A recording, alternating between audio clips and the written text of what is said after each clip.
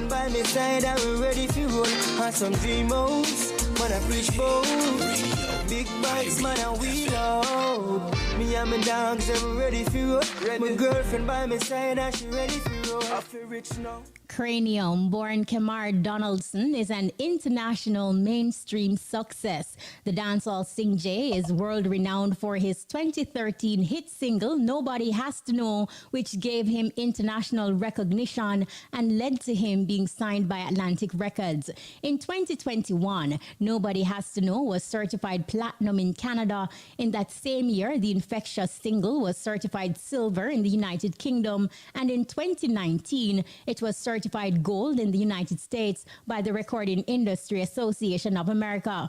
KRANIUM has collaborated with the likes of Ty Dolla $ign, Wizkid, Tory Lanez, Massacre, Ritical, and Tiwa Savage, among others. Today on the road to success, we journey with none other than KRANIUM. KRANIUM, good afternoon. Thank you for taking time out of your busy schedule to take us on your awesome journey. We're really looking forward to it, and thank you. Welcome, most happy to be here. No, absolutely. No, let's just, kickstart and jump right into it. And what better way to start than with your foundation? You're from Montego Bay, Jamaica. You also, you later moved to the United States. But how would you describe your childhood?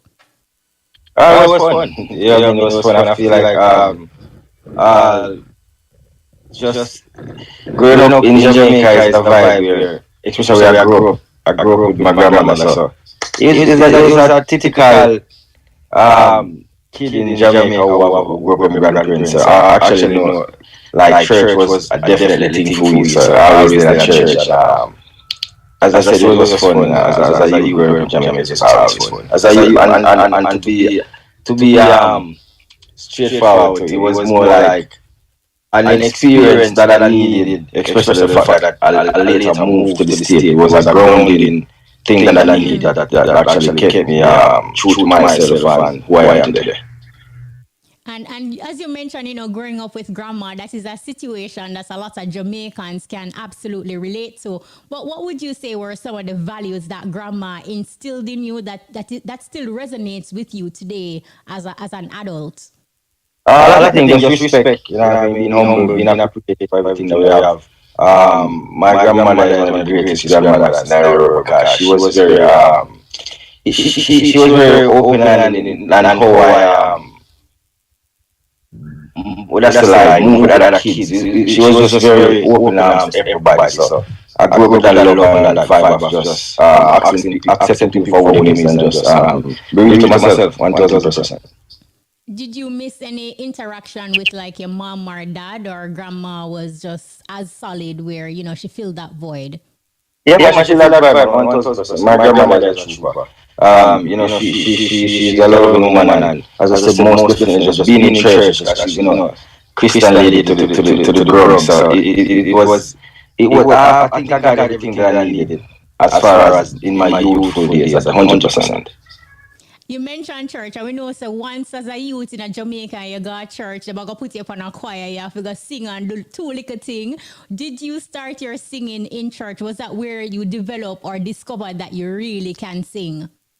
1000%. When I church was the first place where, as a kid, as an artist, I feel like that's the first crowd, that's the first cheer, that's the first. Yes, you're bad, and the crazy thing is, I was a young youth singing and the big choirs, say, me think the kind of tougher way at church sometimes.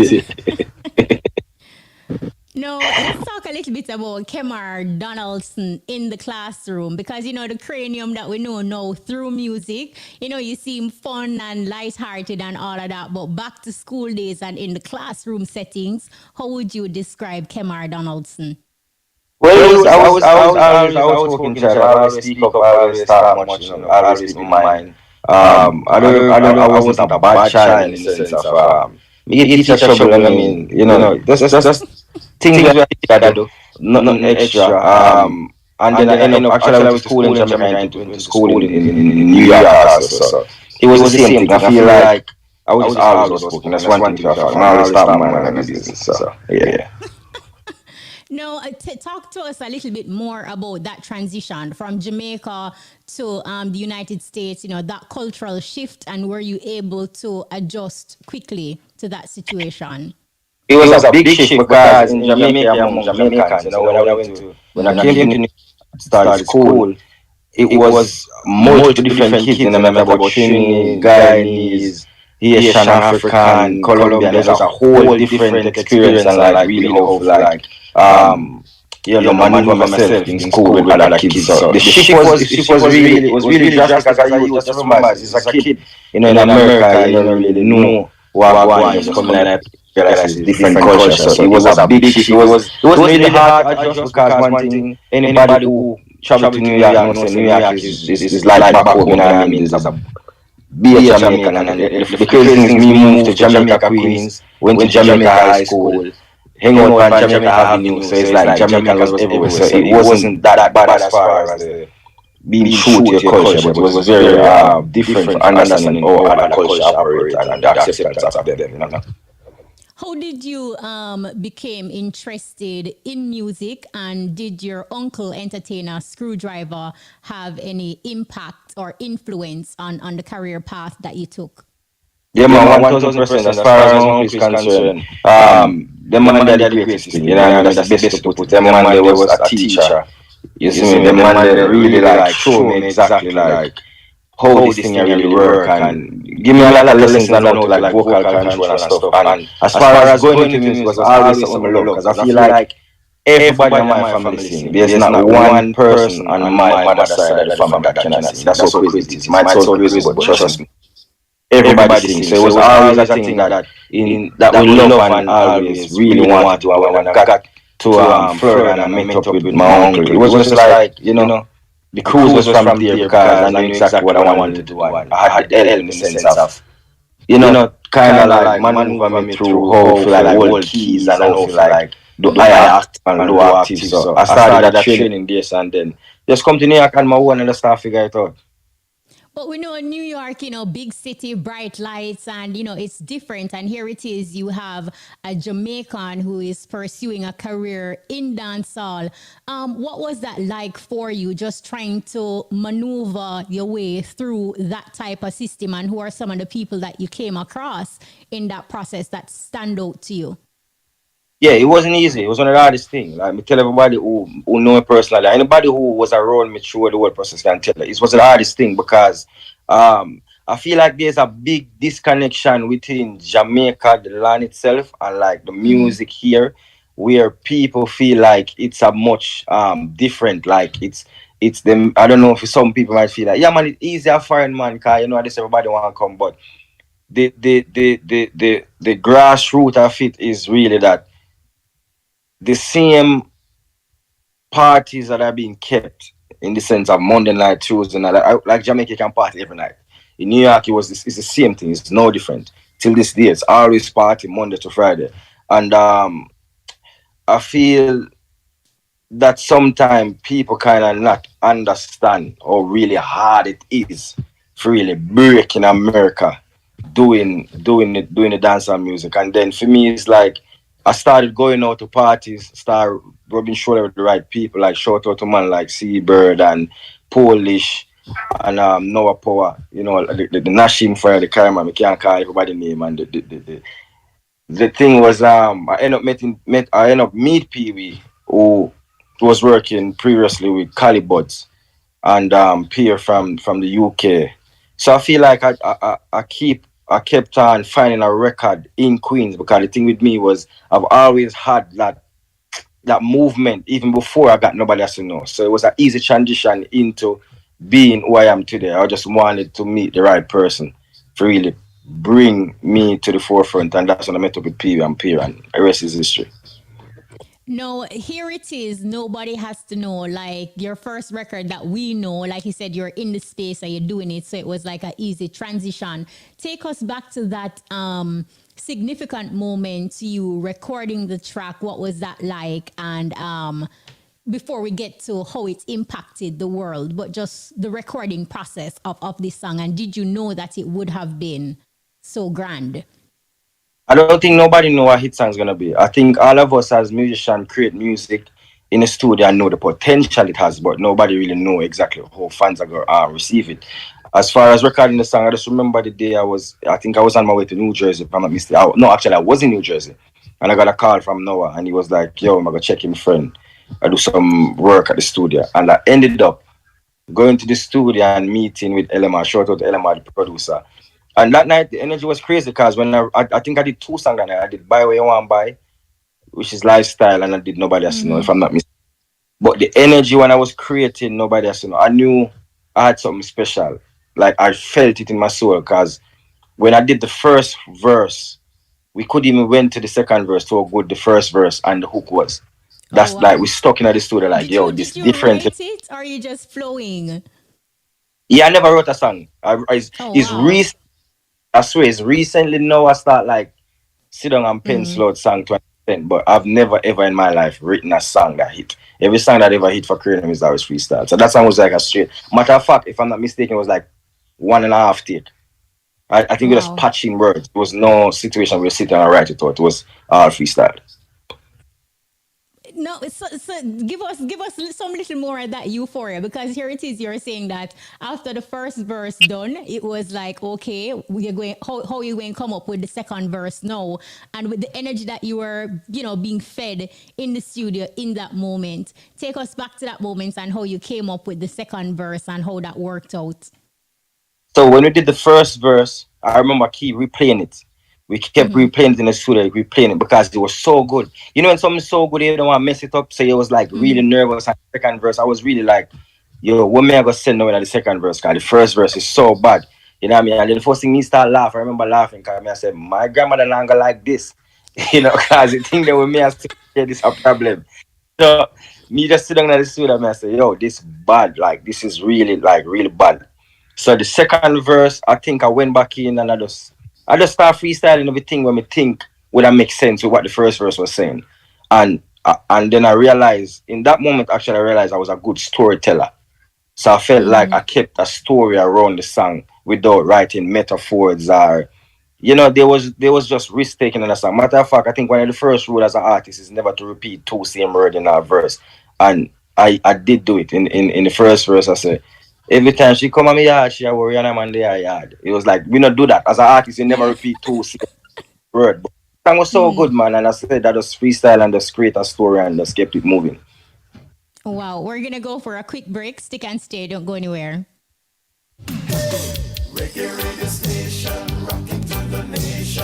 The time on IWFM is It is now 12:44. If you're just joining us, we're on the road to success with Cranium. So here it is now. You're worrying that grandma not going like this song.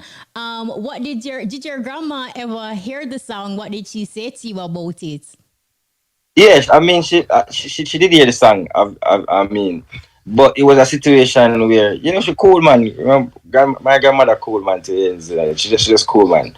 It never really I don't like it bother her that much. She didn't even listen to them stuff there anyway. So it wasn't even that thing. It's just more of a funny thing for me in that moment. It's like yo, can't cheer the shagger. It was more of that more than even worried about everything else, anything else about it. So here it is now. This is the song that really changed your life forever. Take us Yeah. back to the space now when you see the song is taking off, it's making moves, it's taking you places, it's getting you major deals. How did this impact not only your life, but then the lives of your family? Yeah, man, everything start change. Everything around me start change drastically, and most importantly, I think my mindset was weird. Like when it really dawned on me, like, yo, this really happened. Especially when I'm on my first flight going to Africa. I mean, 14 hours in the sky. You have a lot to think about. And like, yo, we're gonna do this again. And I feel like family was very supportive. Bridget, my friend, them always supportive of everything. And as I said, the thing that really kind of kept me going was the fact that, as I said before, I've always had a name in my city before I got nobody else to know. So when that song start really take off, it was like a reality. Like, yo, it really a work now. So we need to start focus on what's next. But during the process of working nobody else to know, I feel like I realized the difference between a hit song and just a song. and I really wanted more hit songs. So we really stayed and focused on Nobody Else To Know, because I think we wrote that song for like 2.5 years, if I'm not mistaken. So that was that when it really started work in the area amongst my peers and amongst my people. No, it was how we get this now to be bigger and larger than life. And that process did work for you, like just allowing it to grow and mature for 2.5 years, because even your musical process, you don't really churn out a lot of music, unlike some other entertainers who release like 4, 5, 6 songs within a month. Talk to us about the genius behind the method. I know you said nobody has to know, but give me a little bit as it relates to your musical policy. I feel like when I get the first check from Nobody Else To Know my life, kind of like, okay, this is when we really want to continue coming in, because I realized the hard work that we really that we put in, it start show on the back end of just working a song. So the team just decided to say, yo, we are gonna do it different, we're not gonna drop much music. I think in my career, if I only drop, other than when I drop a project, I only drop like 2 songs a year throughout my whole entire career. Because as I said, the process of getting the African market, the Australian market, the Canadian market, the US market, is very hard for a man to work 3, 4 songs. That's why, no disrespect, that's why more time I personally hear some song that have potential to be some of the biggest song, or sometimes me wish me sing them song there when me hear it at the time. But people just don't give them enough time for really circulating the market for it to really work. And me just don't want to be that guy. I don't want to sit back in my old days and I look back, I make some big mistake and not allowing a song to do it work. So me rather take the chance of working a song and make it reach where it need to reach before we move on. Yeah, and that's a solid point, because you have some artists who use them own song, kill a next song with them have. Like them have a big song and before it can mature, them release a next song, we kill that song. So there's a lot of a sense to the argument that you're coming with. 100%. No, I've seen it a lot. no, despite what I want to know though, because we know New York is like a melting pot, like you highlighted earlier, of different cultures and all of that. So irrespective of you being on, Jamaica Avenue and, Queens and all of that, how were you able, Cranium, to, despite all these other influences that was immediately in your environment, to stay authentic to dancehall? Because we see we're dancehall entertainers trying to make the switch, and here you are in the heart of everything, where you can go whichever way you choose. I mean, the most important thing to a man is family and culture. If you don't have if you don't have those two humility and understanding, I don't even think he's a human being. Because as I said, me being a Jamaican moved to New York, me is not a foreigner in that sense. I'm a true Jamaican, so I always stay true to myself. You know what I mean? And I feel like that's what works for me. So me just be here, just know, say, yo, I'm no different from a man who get the opportunity to come to America for you know do better for myself and help out my family. So when I got the opportunity to do that, I'm not gonna switch. I couldn't change, I had to be myself. And with the music, the same thing. People love you for what you is. There's no need for adjusting them. You know what I'm saying? There's no need at all. They love it for what you do. When nobody else know became big, they love me because of nobody else know. When I got signed, I stay true to myself. I don't try to do anything different from what it is, because as I said, most important thing is family and culture. And speaking about being signed, what were some of the opportunities that partnership with Atlantic Records provided for you? A lot of opportunities. A lot of opportunities. I feel like dancehall music and reggae music and overall, I feel like there's not enough pipeline to really get the music through on a level that you really wanted to get after a certain point. Because remember, the music bring the nice, and then after that you need the transport to get it where it need to get. And signing to Atlantic was one of the best feelings. Matter of fact, I could say this proudly, and I swear, I'd never really signed because of being an artist. I signed because of the culture and the opportunity. You know what I mean? I signed because I wanted to compete with the best. Me, like me always say, I'm not trying to be the best in the class. I'm not trying to be the best in the school. So I just want to compete with the Chris Brown and compete with the Young Thug and compete with the Gunna. I want to compete with all of them. So as I said, dancehall music always need the transport. And when Atlantic came on board, it was perfect for us to sign. We have a lot of offers, but I just felt like Atlantic was perfect at the time when I got signed. And as you mentioned, like Atlantic Records, it's a big record label, and we've had so many conversations with other entertainers who will talk about their negative experience with like major labels.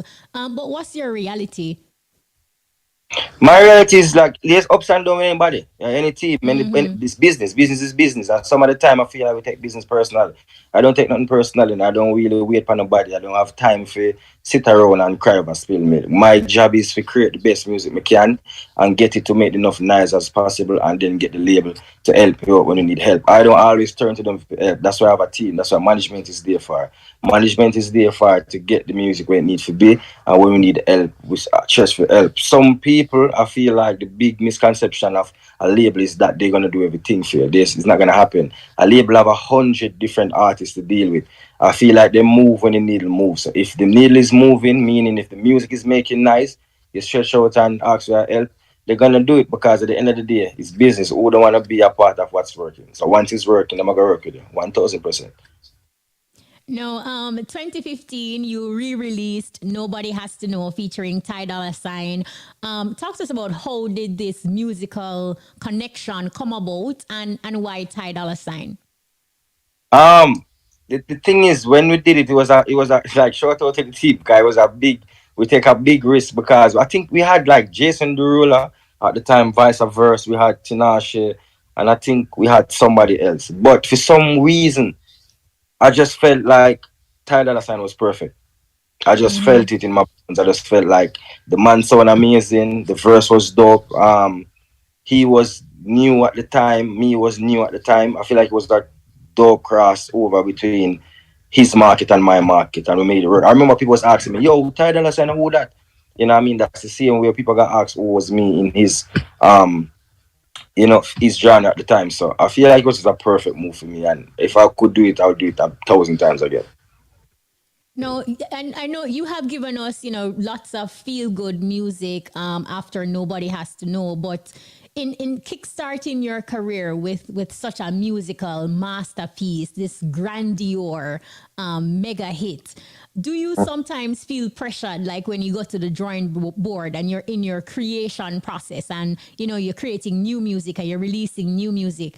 Is it on your mind, like you're wondering if it will create or have the same impact on the masses worldwide? Never. I never really worried about that part. I worried about keep on going. I never worried about the things. I never worried about the next nobody has to know.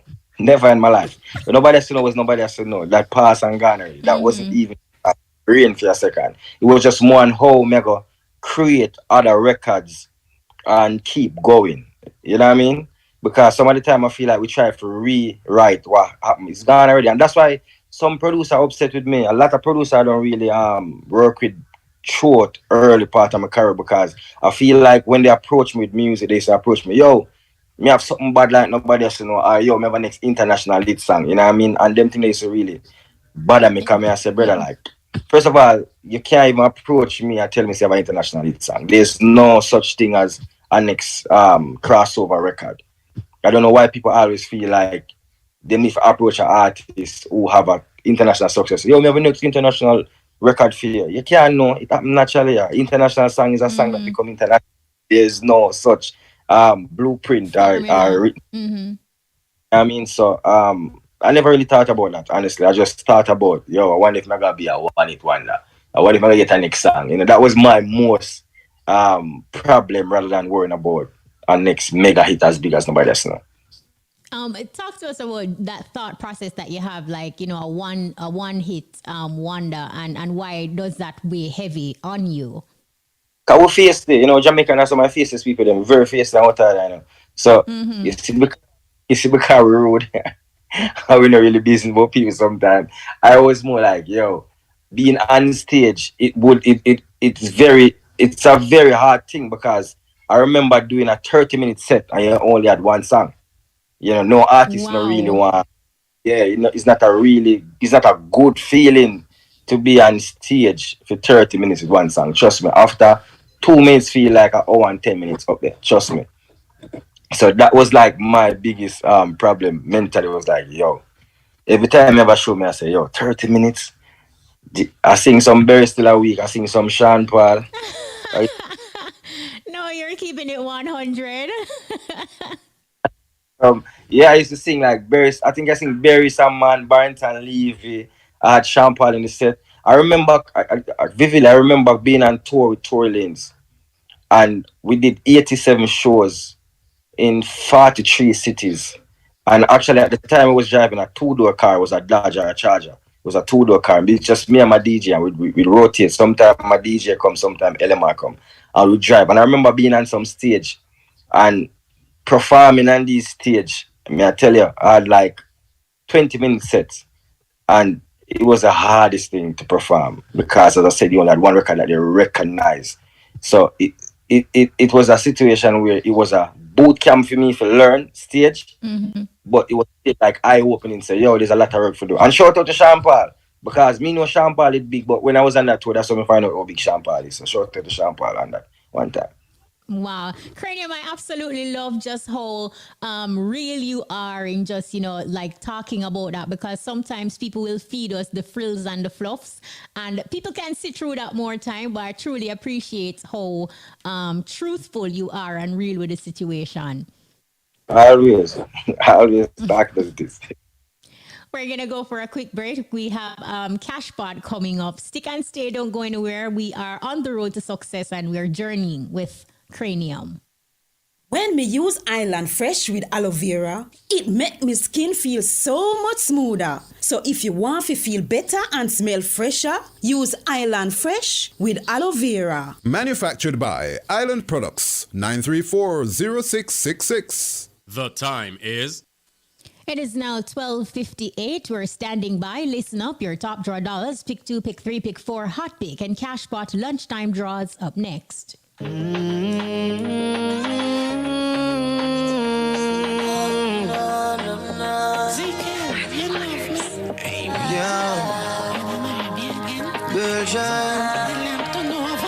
shine.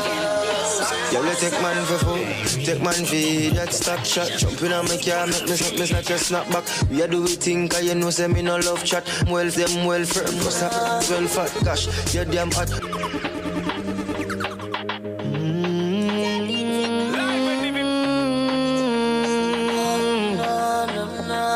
While driving through Jamaica, there's only one radio station I listen to, KRANIUM FM.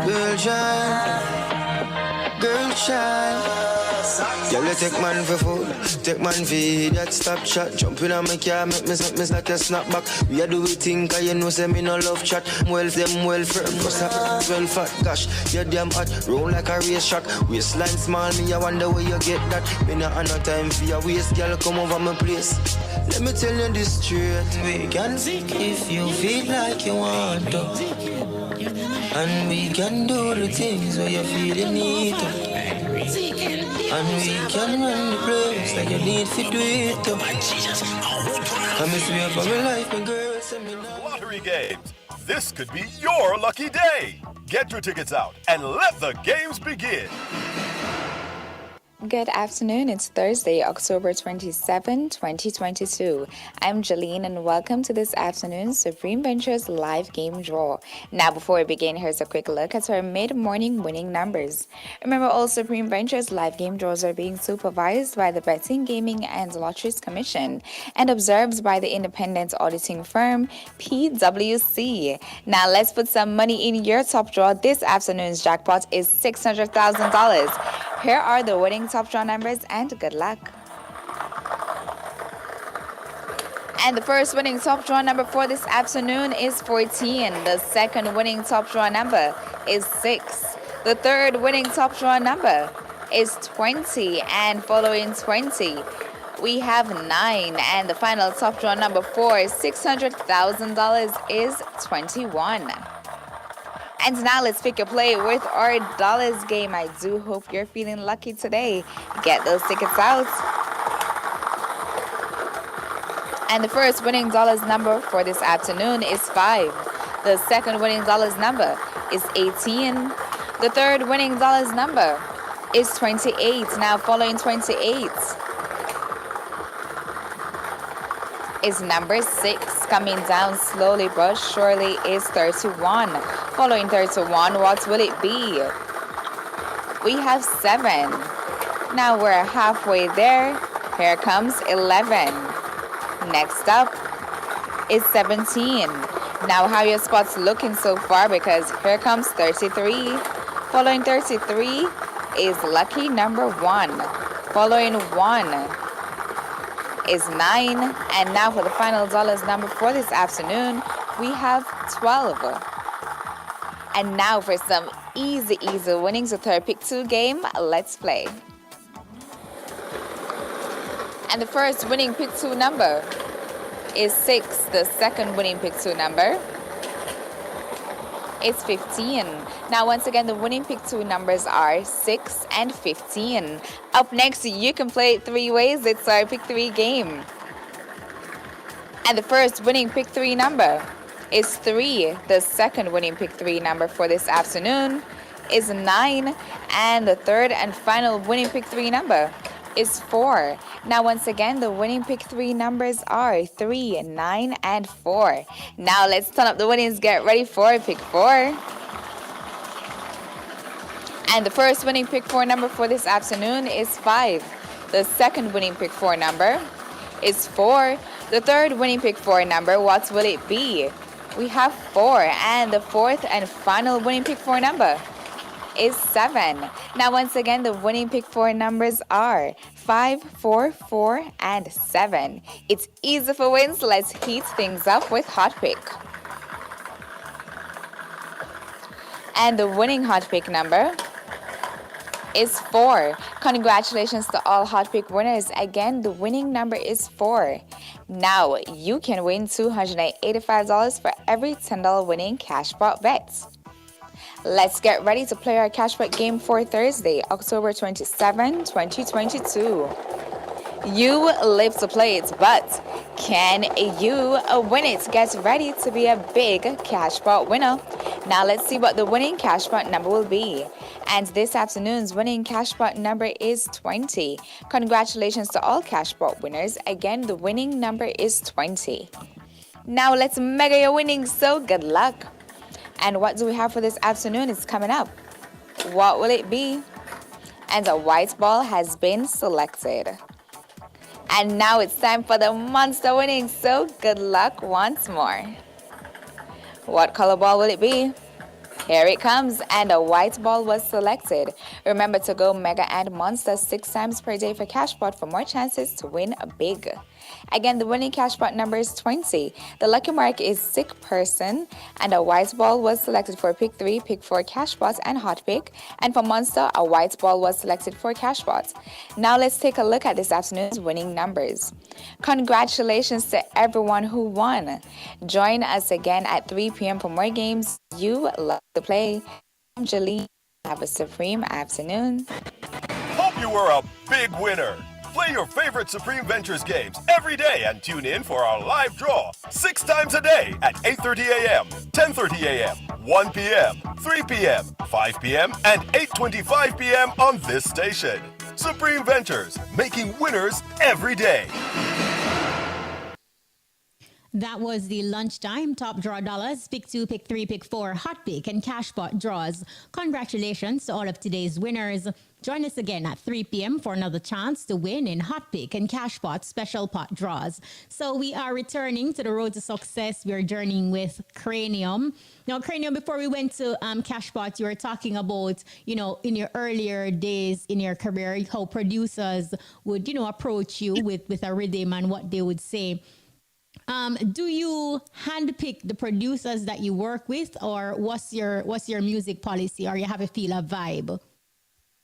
Necessarily unpick or necessarily feel a vibe. I think it's like an approach thing, because one of my big song called In Charge was produced by a guy from Bahamas, and we was just at the show, and I was backstage, and he was come to me and say, yo, he's a producer, and I said, yeah, and he must say, yeah, man, and I said, okay, cool. Then I gave him the number, exchange number, and that's what we created that song In Charge. So for me personally, I've never really worried who the producer is, no matter how big or small it is. I feel like it's a vibe of if me like the beat. Once me like the beat, I'll record. It's simple. Management team, I always tell everybody, it doesn't matter. Once I like the beat, I just love the beat. And then next quick story. A big producer here in the States now, non-native. He's a guy that was an intern for the studio that was that I was recording at. And I just asked him to play me a beat and then play me the beat and we create a song that end up went on the video game of Grand Theft Auto. So it doesn't matter, as I say, it just depends on where me there, how me feel at the time. And just a simple conversation and we just listen to beats and if I like it I record it. That's it. As it relates to who do you collaborate with, we know you have collaborated with the likes of Ty Dolla $ign, Wizkid, Tory Lanez, Massacre, Ritical, Tiwa Savage. How do you go about selecting or reaching out to an artist for a collaboration? And, do you have the flexibility to do that, being a part of a major label? I mean, to be honest, major label doesn't really help in the sense of a collaboration. It's just that if they want to do any, if you have to understand, artists just do what they want to do at the end of the day. Like if an artist want to record, them I can record. For me personally, I just reach out to who I think fit the song perfectly.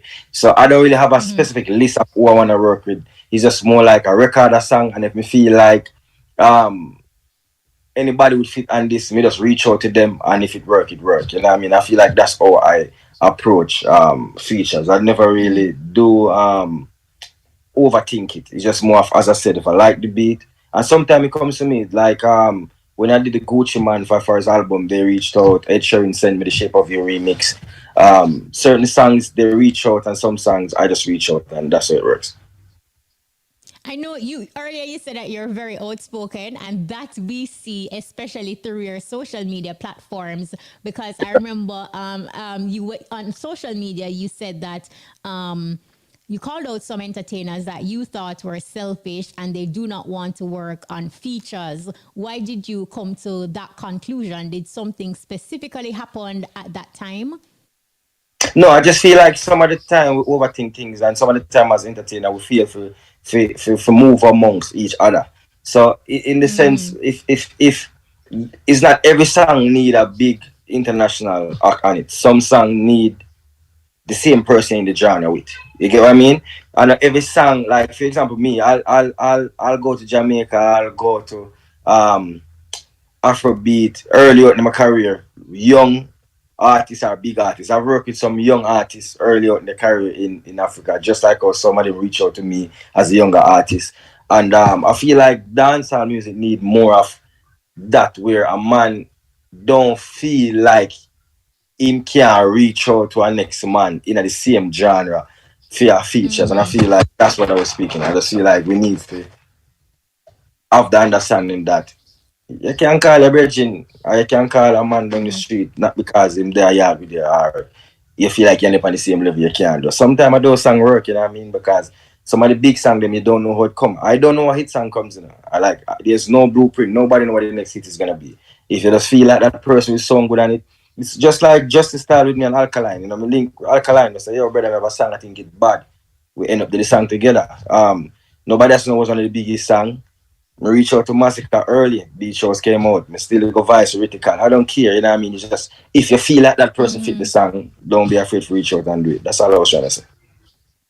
And as you mentioned, Afrobeats, internationally, Afrobeats continue to create waves. We see now where they have their own category in the upcoming American Music Awards.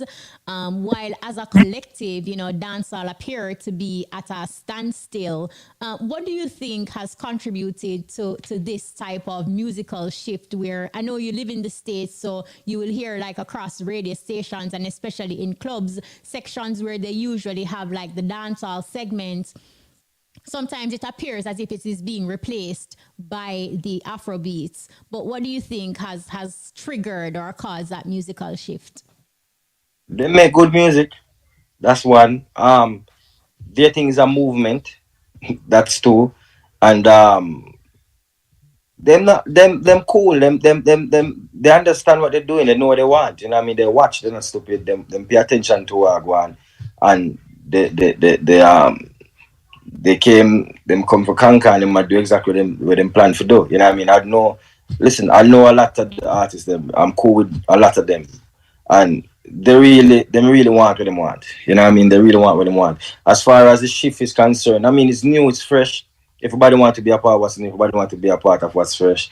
I feel like dancehall need to get back in the movement of yeah, they need to get back in the rhythm of a movement. You know what I mean? I feel like that's what it is. I feel like I need to can see all of my favorite artists at one time. I don't need to see them separately. As far as stage show is concerned, as far as just feel like if my guy want to show me, I don't know who I might say. Everybody just cool. It's too much.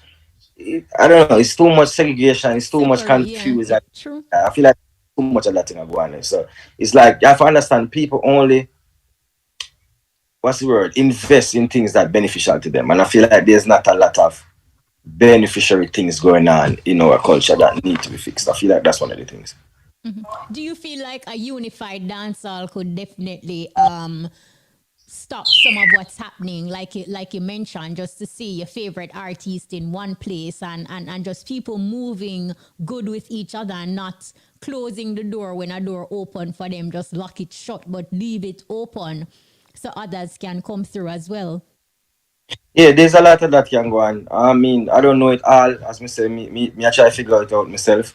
Me have a lot to do, me have a lot more to do. So it's not like me can speak on it on that level, like, yo, me know it. Me don't really know it. I'm still trying to figure it out. But I feel like when I say unity, me have to be friends. We don't have to be friends. Unity don't necessarily mean we have to be friends. You just have to be an understanding where a man not afraid for being I see with the next man. A man not afraid for answer the true question what it is. If anybody asks me which artist at right now, our song is doing good, I'm gonna tell you the truth. Managers need to stop be artists and artists need to stop be managers, and I think we'll have a better movement because some of the time everybody want to be superstar, everybody want to be star, you know what I mean? Nobody not really want to hold in position and play when they're supposed to play as an individual, a part of a team. And there's so much things that I've experienced with just working with people, and there's certain things we've experienced with where they might feel like, you know what I mean, it's not right or stuff like that. But there's a lot of tightening up for do in the sense of a culture, and we have to understand that we're as important as them. You know what I mean? Some of the time I feel like we forget how important we is, and the things that we create and the things that we influence. We can talk on all of these things, but yeah, man, we influence this and they might try to dislike we and stuff like that. But I feel like if there's no internal fixture, there can't be no external positivity. Everybody gonna look at me like one bunch of people are scrambled and I try to fit in. And we have to understand so we are star as much as them. Some of the time when I made a speech and Twitter people take it wrong when I was saying, yo, some of the time every artist see a next artist and want to take picture and post up and stuff like that. It might sound like me attack craziness or that's a small thing, but it's not really small. Like you have to know say yo, he's a star to one. Some of the time when you see a brother on the road and you rate a man, you take a picture of the man, you can post it on your page and show people and say there's movement there. Some of the time we make fans start feel like them have to beef against each other because fans create a lot of beef because of the information them get from we and our personality. So that creates a problem. So if a man knows a Dexter sing and KRANIUM sing, a man I say, yeah man, Dexter and KRANIUM, them on the way, and I must sing together about this someone. But if them not see it as a movement, like yeah man, we cool man, I'm a brother man, we good. Fans are gonna create them own like a thing, and then we are human beings, so we get touchy when a man says certain things about we and I try compare with that man, you start feel that way. But some of the time we trigger that. So there's certain things that need to fix and make people know say, yo, this one vibe, this one movement, and the thing will work. You know, that's how me look on it. No, as you mentioned, singing for the ladies, whether it is nobody has to know, we can, gal policy, you just seem to have a way how to make it sink in when you're creating your words and your lyrics. Talks about earlier you did say like you found out from the very early stage that you're good at telling a story, just tell a story around a specific topic, but then it is also knowing when and where to put the melody and just the whole groove. So even though you said that there is no formula really, but then there is still some kind of structure and formula to what you give to us. Talk to us about that, and two, if you're okay with being considered as the female them DJ, the gal them artist. And Yeah, I just see tell. that has been put I in a feel like box. I just tell them things where them are thinking of them brain, but them just can't really say it in front of them man, so them sing to it, I feel like that is exactly what me do, and I keep it real, I keep it honest. I feel like there's so much woman in the world where just feel trapped sometime and them just want to break free and listen to a Cranium song, I say, yeah man, I true, and I like my tell, so I like to create those records that resonate to people who are afraid to say certain things, so them can just sing it, if that makes sense. Yeah, I get you. I get you. We're gonna go for a quick time signal.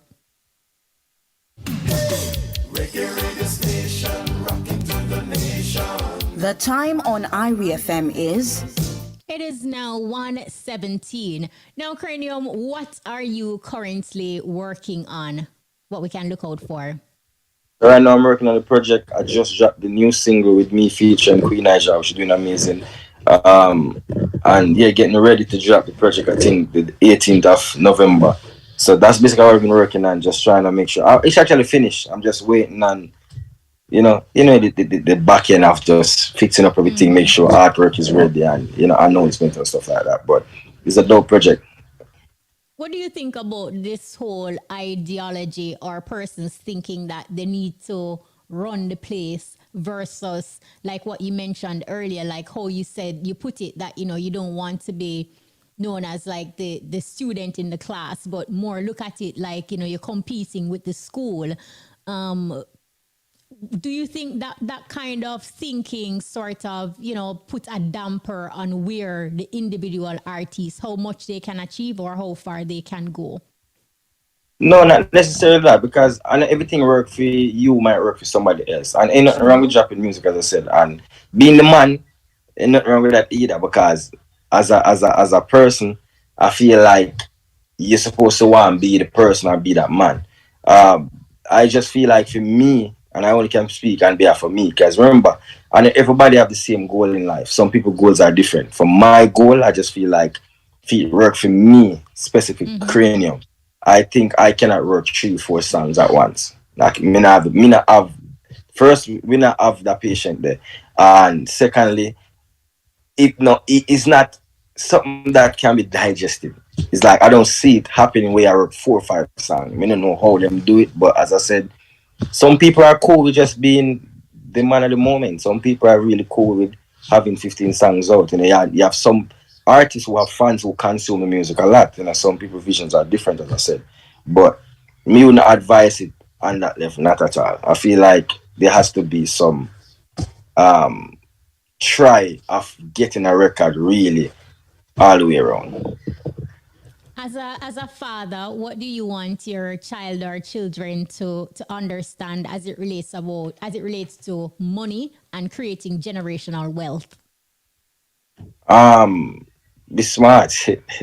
Be smart. Never try please people, please yourself. And I think I said it in the drop that I feel like happiness is not what the eye see, but what the heart feels. So whatever your heart tell you to do, I feel like that's the best way to go about it. You know what I mean? And make sure say you concrete yourself and yeah, be smart with your choices. Be very smart with your choices. Very Looking back smart. at looking back at your journey, is there anything you would have done differently if given the opportunity? If I had done anything differently, no. I don't think there's nothing I've done differently. I feel like life is there's no reset button, so I can't think that way. I don't even think honestly, like I don't even think about what is gonna happen in the next 10 years.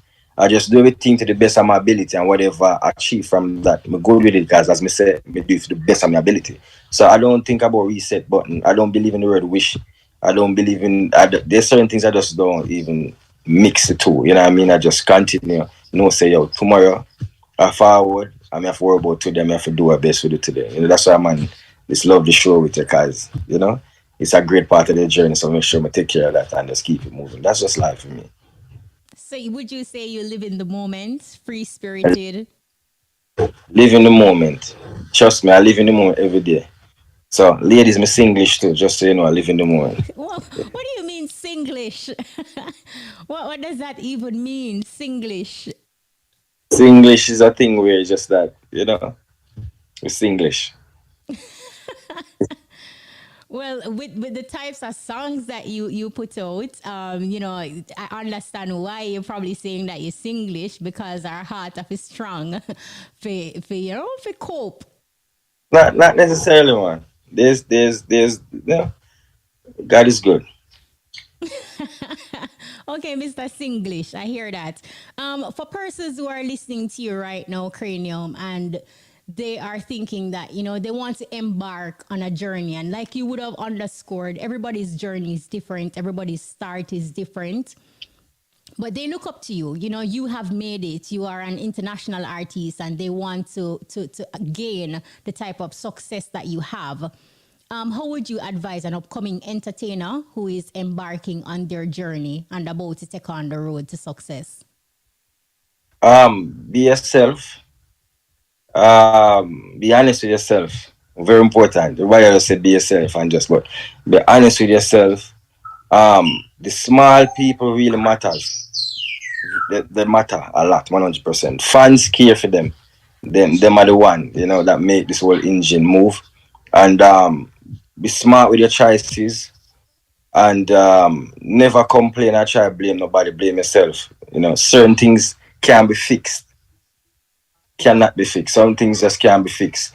But don't burn bridges. Only burn the one that definitely need to burn. But don't burn bridges. And as I said, small people matters. The way you go up matters. So you go past some people on your way up, deal with them just like there anybody else up there, you know what I mean? Because some of the time you'll be surprised that the one that you pass and feel like say was a nobody, they become the person you buck up at the end. So it's very important for you. Take care of everybody along the way. And how are you able to create that balance though? Because for you have all this success, you're living the high life, but then you also have that humility. How important is humility on the journey? And for you specifically, how are you able to find that balance?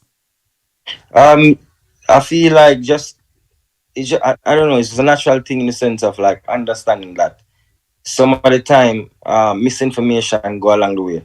Some of the time people who we are pre and if you are pre, some of the time there's certain things that occurs that really bother you, but you can't take out them frustration and problem with people. Sometimes it's good to close the door and just argue behind closed door and keep it in a very small circle.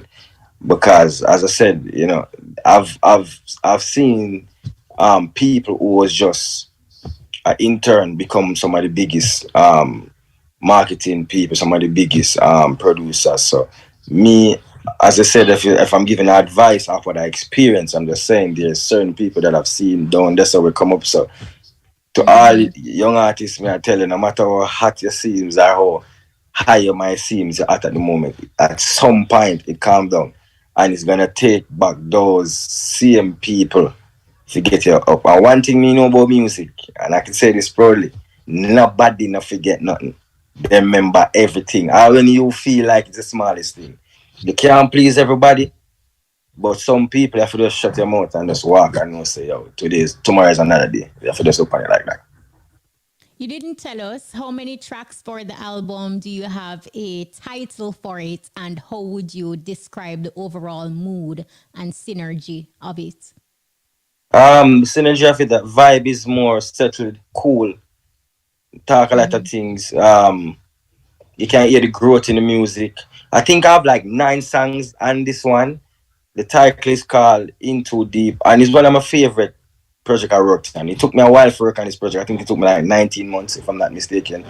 And Wow. I love this project a lot because, as I said, I took a lot of time. There's a lot of recording in Miami, so I have a lot of stories, a lot of recording in LA, back and forth, New York, a lot of arguments between me and the team. I try to figure out which song, and it's good, because I recorded so much song that when it comes down to pick and select song, it was one of the hardest things to do because I make so much good music.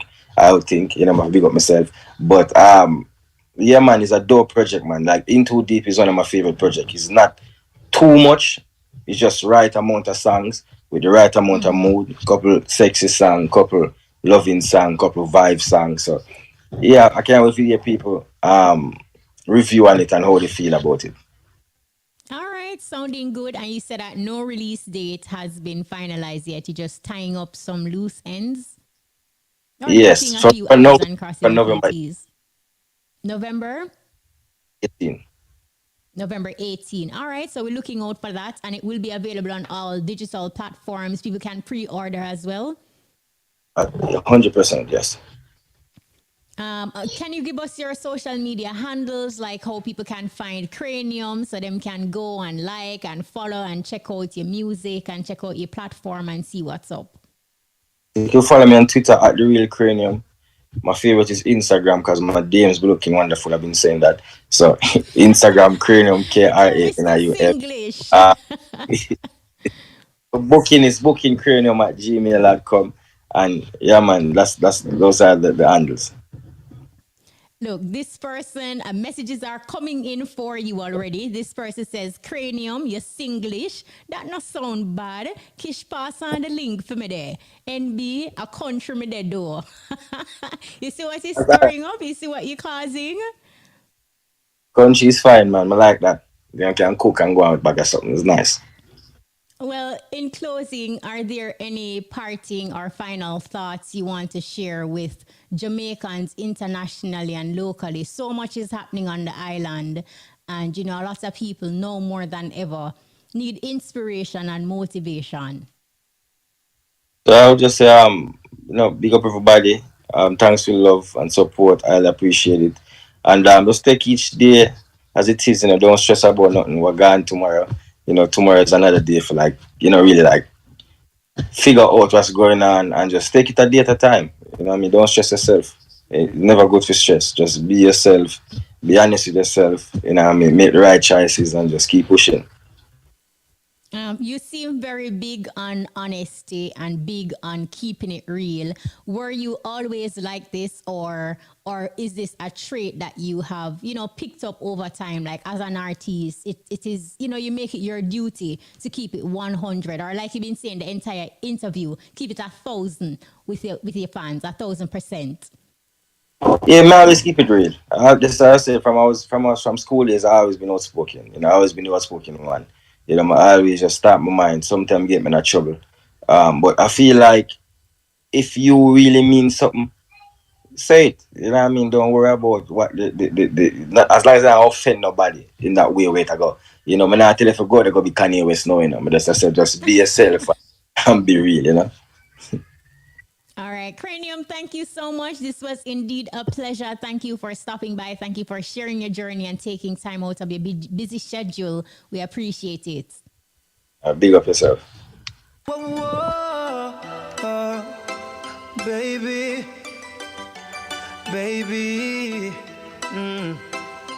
Sit down with us, bend down with us. And the messages are coming in. Sit down with us. This one says, good afternoon, Kishima. Great interview with Cranium. It's coming from Irie Muma. Nobody nothing. Keep up the good work, she said. Thank you so much, Irie Muma. Big up yourself. I give it up. This one says, Kishima, great interview with Cranium. Keeping it real enough. It's Prince Jasper from Top Road, Darliston. Locked in. Me and you a touch. Nobody nothing. Ricardo Portia says, big up to Cranium. Say you come over me yard. This person says, love him, Kish. Very humble. Saw him on Daytime Live playing a game and he had me cracking up. He's very hilarious as well. Push on my artist. It's Marie, 9 Mile, St. King Tubby says, easy skanking at home, Please bless up to my boy and Dan from